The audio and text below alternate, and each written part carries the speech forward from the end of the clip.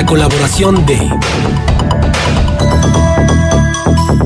Patricio de la Fuente González Car, un gusto saludarte como cada miércoles. Como cada viernes, perdón. Como cada viernes. A mitad de semana, mi querido Juan, mi querida Marcela, al auditorio, a todo el equipo GREM, muy buenos días. Estaba yo, obviamente leí esta mañana el editorial que publica muy acertado Noticieros GREM, justo sobre el Metrobús, y escuché también la pregunta del día.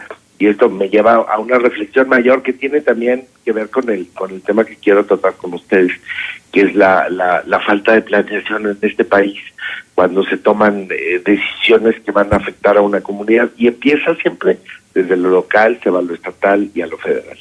Yo veía, por ejemplo, que leyendo la columna, el editorial de GREM, que por ejemplo el malestar que acusan los locatarios del Mercado Juárez, por poner un ejemplo. Ahorita estaba escuchando el malestar que tienen con justa razón los laguneros por este atraso, por lo mal planeado, por todas estas cosas, y esto me lleva a hablar de que no se miden consecuencias. Una obra tiene una serie de impactos, tiene impactos medioambientales, tiene impactos de movilidad, tiene impactos en las zonas donde pasa, puede afectar para bien, para mal los comercios. No es voy a hacer una obra nada más porque tiene que haber una serie de razones. Y bueno, en México también parece una constante que las obras se atrasan. Entonces, ¿qué es lo que pasa? La falta de planeación en general para hacer las cosas. Ahorita, la semana pasada me preguntaban ya al final de la colaboración cómo habíamos vivido en la Ciudad de México el tema del desabasto de gasolina. Decirles que esta semana se ha normalizado un poco el problema, ojo, del huachicol, el problema de esta mafia, que es una mafia que está ahora sí que igual que el narcotráfico, enquistada en todos los ámbitos de la vida nacional. Hay una red de intereses enorme. Es un problema muy grave y estamos de acuerdo en que se haya atendido, pero se hizo sin una falta de planeación, igual que el Metrobús. Este es un problema local, lo del Metrobús que estamos viviendo en Torreón. Tenemos un problema de carácter nacional donde se implementó de la noche a la mañana, no se dio aviso. Yo sé que a una guerra no le avises al enemigo que vas a ir, pero esto es algo que se está viviendo desde diciembre, no desde enero. Yo tuve, ahora sí que noticia, Juan, por ejemplo, en el Estado de México, como 2 semanas antes de que explotara esta crisis a nivel nacional, de que ya tenían problemas de abasto. Pero el caso es que las cosas no se han hecho de la manera correcta, entonces el camino al infierno está pavimentado de buenas intenciones. A mí me llamó mucho la atención, lo publiqué ayer y hoy me gustaría compartirlo con el auditorio, que esta semana la Comisión Permanente, desde la semana pasada del Congreso de la Unión, citó al director de Pemex, que se ha limitado, por cierto, ahora ya empezó a abrir la boca, Juan, se ha limitado a personarse en las conferencias de prensa, no abre la boca, a la secretaria de Energía, Rocío Nale, y a Carlos Ursúa, quien es el ministro de Hacienda, a que explicaran pues qué es lo que está pasando, ¿no? Ante el legislativo. O sea, si el legislativo te cita, tienes que acudir. Y el día que estaban citados a comparecer para explicar esta crisis, 20 minutos antes, la Comisión Permanente recibió un oficio donde decía que no iban a poder asistir porque estaban ocupados atendiendo la emergencia. Entonces esto acusa además un cierto desdén al legislativo. No fueron y los dejaron plantados y pospusieron. Y hay una serie de preguntas que seguimos teniendo porque esta crisis está lejos de acabar, sobre todo en cuestión de la implementación de la estrategia. Hoy el presidente salió a decir que ofrece trabajos a personas que quieran ser conductores de pipas, lo cual ahora sí que el remedio que estamos utilizando nos va a salir mucho más caro porque se sigue robando la gasolina encima de los costos operativos que esto tiene, Juan. Ahora va a haber que transportarla en pipas en su mayoría, no solamente en ductos, lo cual es carísimo y logísticamente es muy complicado. Entonces el problema no está resuelto. Y estos, los ministros del presidente siguen sin dar fecha para acudir al Congreso, cuando les quiero poner un ejemplo. Esta semana en Inglaterra, como bien sabemos, se votó la permanencia o no el tema del Brexit. Y hubo, y lo leí y lo investigué, una miembro de la Cámara, una congresista, pues, el equivalente, de la Cámara de los Comunes inglesa, que pospuso, como lo escuchamos, su cesárea cuando iba a dar a luz, porque ella tenía un mandato que era votar el Brexit. Entonces acudió al Parlamento y dijo, lo del niño puede esperar, yo tengo una labor y cumplir como parlamentaria, y eso hizo. Sé que es una apuesta muy grande y un garbanzo de a libra. No somos Inglaterra, pero te habla un poco de la seriedad en medio de una emergencia. Entonces aquí, en definitiva, lo que tenemos pues, es que no acudieron estas personas, no se les hizo importante y lo pospusieron. Pero esto nos habla de que se toman grandes decisiones sin medir las consecuencias. Ahora bien, otra de las vertientes de este problema en Petróleos Mexicanos es el hecho de que sus pasivos equivalen al 97% de sus activos, es decir, casi deben lo mismo de lo que tienen, por un lado. Ajá. Y por el otro, bueno, pues a quien han denominado los gremios disidentes de los petroleros, a Carlos Romero Deschamps como el huachicolero mayor de Petróleos Mexicanos.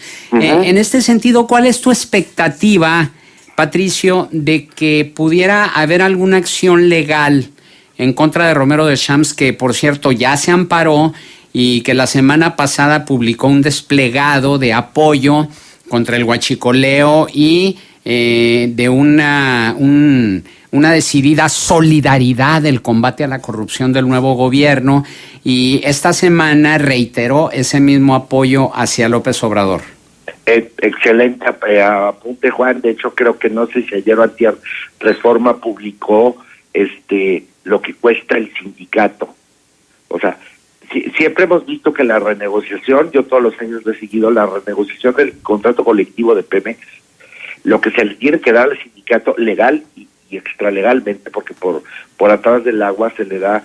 O sea, estoy siempre apoyado el tema del sindicalismo en México, creo que es un tema de justicia social, pero hay una cosa es la justicia social y el sindicalismo, y otra son los contratos leoninos. Y gran parte de esas pérdidas que acusa Pemex. Pemex es una empresa que está problemada en lo financiero desde hace muchísimo tiempo, y lo sabemos. Apenas sale tabla, y no es que a veces registra pérdidas en los balances contables, lo sabemos. Y una de las cosas que hace a Pemex improductiva en lo financiera es ahora los alcances que tiene su sindicato. Si quieres atender un problema, parte del problema en este país con Pemex se llama Carlos Romero Deschamps. Lo sabemos, un hombre que tiene una riqueza inexplicable, no solamente inexplicable, insultante. Entonces, una gente que se ampara de la noche a la mañana, eso solo me acusa que tiene cola que le pisen. Y claro que todos sabemos que Carlos Romero Deschamps es parte del problema. Tú ponte a hablar, a mí me ha tocado alguna vez hablar con parte, 2 veces, no voy a decir con quién exactamente, pero con algún liderazgo opositor dentro del sindicato a Romero Deschamps, y te cuento unas historias que, o sea, no se me paran los pelos porque no tengo, pero sí te habla un poco de cómo este hombre es dueño. Este es el sindicalismo charro a la mexicana, porque además el hombre se va a perpetuar hasta que 2024, 2026, luego acaba de ser senador, tenía fuero, ahorita se amparó porque ya no tiene fuero el hombre. Pero entonces cuando me habla el presidente de la República de combatir un problema, seamos muy claros, parte del gran problema en este país se llama Carlos Romero Deschamps y su sindicato. Entonces, cuando al presidente de la República le preguntan en sus mañaneras que qué onda con este sujeto, dice que no hay nada que perseguir. Entonces, eso me habla de... Es como cuando se hablaba de reformar la educación en México, y el Bester Gordillo seguía ahí. El Bester Gordillo era parte del problema, Yo sé que la Secretaría de Educación Pública y el Estado tienen que, en términos educativos, fungir un rol, y el sindicato no puede hacer todo, pero parte de los problemas que había eran causados por el Bester Gordillo, y no se le removió. Este es exactamente el mismo caso. Es decir, que no hay nada que perseguir, que todo está bien. Entonces son paliativos al problema mientras no lo resuelvas de fondo. Y también es un paliativo el hecho de que un hombre, ojalá me equivoque, que no tiene experiencia, porque no la tiene, se vaya a dirigir Pemex y no se metan a los temas más delicados. El huachicoleo es uno, pero el sindicato es otro. Pemex es inoperante. A Pemex hay que modernizarla, a Pemex hay que adelgazarlo, Juan, lo sabemos. Y también hay que prever un futuro que parece que este gobierno en muchos temas está apostando un pasado. Cuando me hablas de no sé, de abrir nuevas refinerías y que con eso todo está solucionado, es como cuando se encontró el stock, que aquel pozo, y López Portillo decía que sería, la solución a todos nuestros males, este pozo petrolero. El petróleo se está acabando. Tenemos que apostar también a las energías no renovables, a la conversión, a lo verde. Entonces, no es por ahí, no es abriendo refinerías. Pemex es totalmente improductivo en estos momentos, eso es cierto. Pero, en definitiva, Juan, es la falta de planeación para hacer las cosas. Pero también, resulta absurdo que una empresa virtualmente en quiebra como es Pemex, con tantas pérdidas y que alcanzó casi los 2 billones de pesos en la deuda al tercer bimestre de 2018, que aunado a pasivos anteriores elevó el total a 3.600.000 millones de pesos, mientras que el sindicato terminó 2018 con una bolsa de 1.165 millones de pesos, 49% más que los 782 millones que reportó en sus cuentas bancarias en enero del año pasado. ¿Cómo es posible que una empresa en quiebra, una empresa pobre, tenga un sindicato tan rico?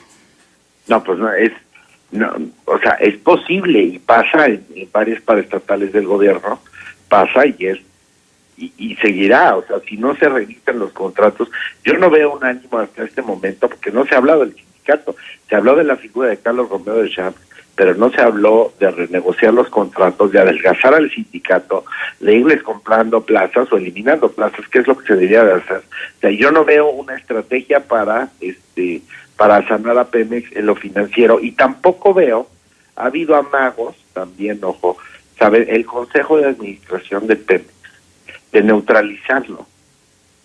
Entonces, estamos aquí hablando también de otro problema que hemos tenido esta semana, Juan, que es la neutralización de contrapesos. Pasa mucho, por ejemplo, con el tema de la Guardia Nacional. Tampoco veo ahí planeación.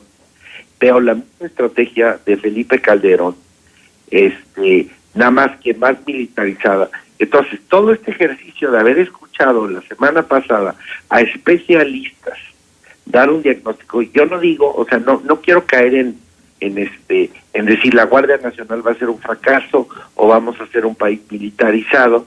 Yo tampoco quiero demonizar a los actores que están ahorita en el escenario. Puede funcionar, tiene sus aristas, no hay universos perfectos.